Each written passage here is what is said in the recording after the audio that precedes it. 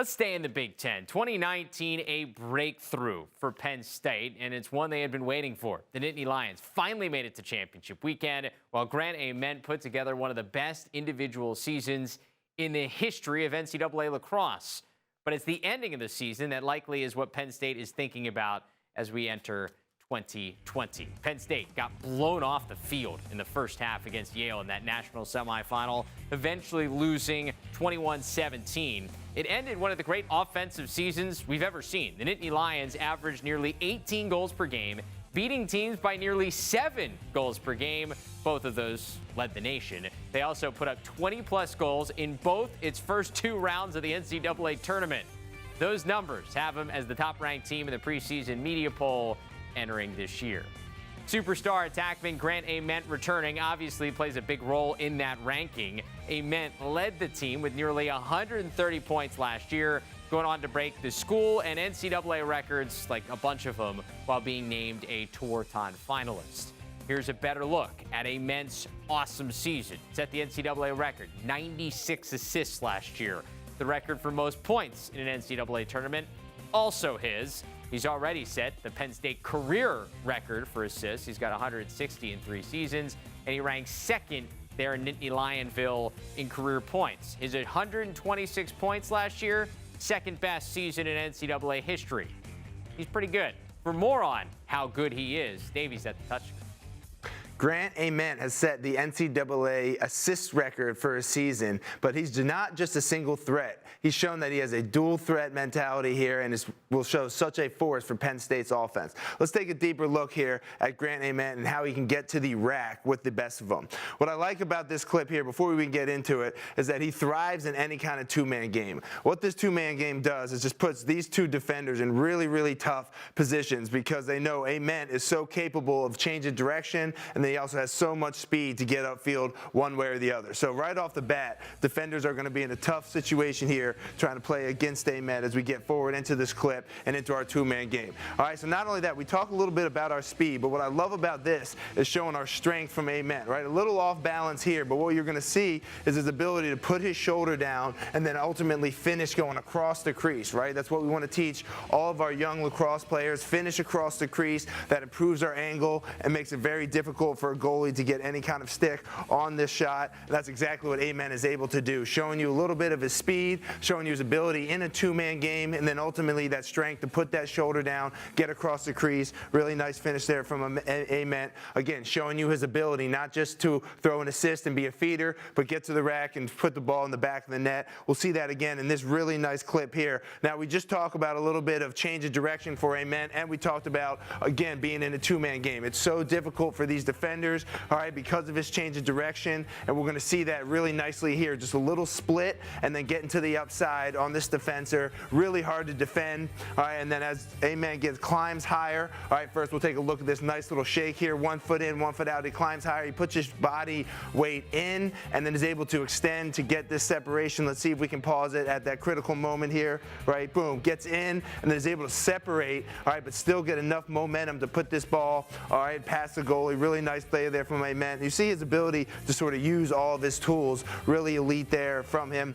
As we see, let's take one more look here at a different type of goal, and this is sort of completes the whole puzzle here for Ament, in my opinion. All right, so we see him up here, all right, on an extra man here for Penn State. He's in the middle of the 3-3. Typically, you're going to put your best offensive player or the guy that the offensive coordinator trusts the most in this top center. We're going to see just a nice catch and shot here from Ament, who's circled. All right, but this shows you his ability to bring the hammer from outside, right? That's a high to low shot, FIFO of the goalie, and that's so critical because that makes you a threat in the 3-3, and it makes that whole extra man work. So we see the full phases of Ament, not just a feeder, ability to get to the rack and shoot from the outside. Going to have a big spring here for Penn State.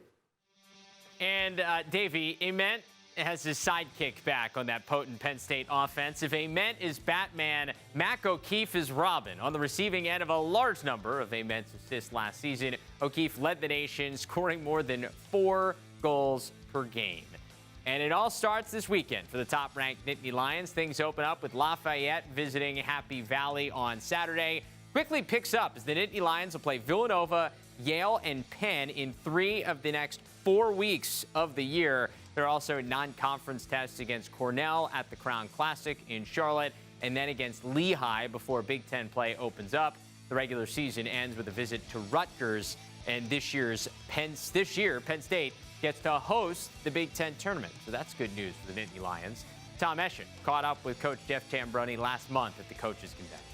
What do you guys need to get better at after obviously one of the best seasons in program history? What's sort of been that focus through fall ball and even now trying to learn today and the next couple of days that you're going to take into 2020? Yeah, it's a great question, and I think a little bit of everything. I think we're cognizant that we need to get better at everything. The mindset of our team needs to be on point. I think that's probably one of the biggest things that we're focusing on, just not getting complacent, staying hungry, and giving these guys a reason to be in.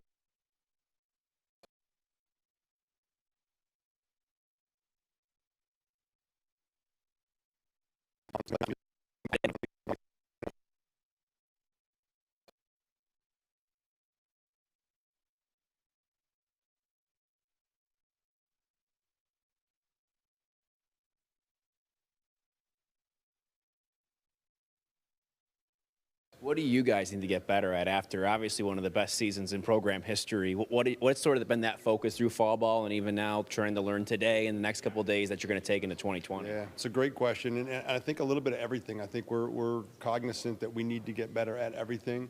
The mindset of our team needs to be on point. I think that's probably one of the biggest things that we're focusing on, just not getting complacent, staying hungry, and giving these guys a reason to be inspired and to be collective and collaborative on a daily basis. Hopefully that will be the key. In terms of the guys themselves that you guys got coming back, we talked about Grant Amen a couple weeks ago. Who else on your team are you looking to make that next step? Because obviously you got to that point but couldn't get over the top. Where do you need to sort of fill in some of those voids in terms of the guys that need to step up in terms of 2020? Yeah, hopefully everyone takes another step coming into this year. Colby Knies, I think he's had a really nice fall, worked really hard with the other goalies, took on a real good and crucial leadership role. I think Dylan Folds probably gets overlooked a lot because of Grant Ament and Mac O'Keefe, because of the talents that they bring. And having Kevin Hill back this year, we lost him last year to a season-ending Achilles injury. Having him come back this year will be a huge impact. I'm hopeful at the midfield and the offensive end. So I think if some of those key components, maybe some of the guys off of the Grant Ament, the Knowns, Mac O'Keefe, can step up and increase maybe their leadership or productivity, it'll really give us a huge bump. We talked about Amen a couple weeks ago, and as you said about his ceiling can be even higher.